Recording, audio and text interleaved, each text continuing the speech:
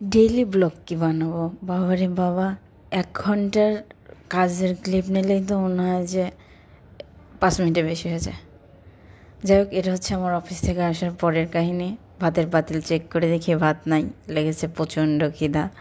সাথে সাথে একটা পাতিল বদলায় কিছু চাল নিয়ে ধুয়ে দিলাম। ভাতটা বসায় দিয়ে খুবই তাড়াতাড়ি যে ভাতটা হইতে হইতে গোসলটা সেরে আসি। যে প্রচণ্ড গরম আর গা চিটচিট করতেছে, মনে হচ্ছে জার্নি করে এসে। গোসল করে এসেই দেখি ভাতটা হয়ে গেছে। ফ্রিজে আগে রান্না করা তরকারি ছিল বক্স ভরা। আমি চেক করতেছিলাম কোনটা কীভাবে খাওয়া যায়। হঠাৎ মনে পড়লো কাঁচামরিচ ছাড়া চলবেই না, আগে কাঁচামরিচ নিয়ে আসি। তরকারি গরম করার মতো ধৈর্য নাই, সেক্ষেত্রে গরম ভাতের ভিতর ঠান্ডা তরকারি দিয়েই খেয়ে ফেলবো। খাওয়া দাওয়া শেষ করে ফ্রিজে রাখতে আমি অনেক ভালো কর্মঠ, তো এর জন্য ব্লান্ডার হয়ে গেছে, ব্যাপার না, সচরাচর এগুলি ঘটতেই থাকে। এখন সব বোতল খালি, আবার সবগুলি বোতল ভরে ফ্রিজে রাখাও একটা কাজ। সেটা কমপ্লিট করে চিন্তা করতেছিলাম কি রান্না করা যায়। সেই রান্নার চিন্তা করতে করতে হঠাৎ মনে হলো যে বাথরুমে সাবানের গুঁড়া ভর্তি করা নাই, বক্সে সেগুলোও ভর্তি করতে হবে। খাবার সোডা, সাবানের গুঁড়া, যাই সময় পাই না।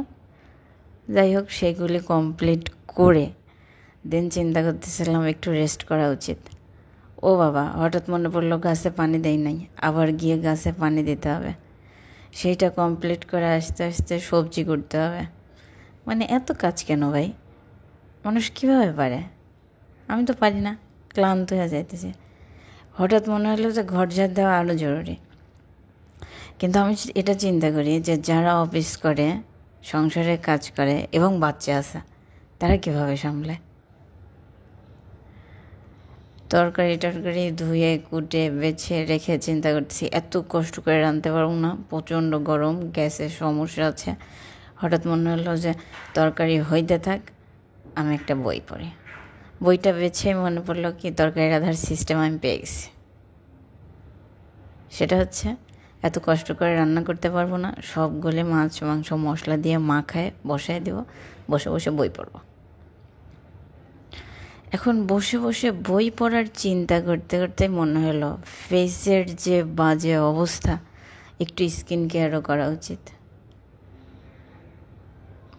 কোনটা রেখে কোনটা মানুষ কীভাবে সামলায় ভাই? আমি তো প্রতিদিন হাঁপায় উঠি।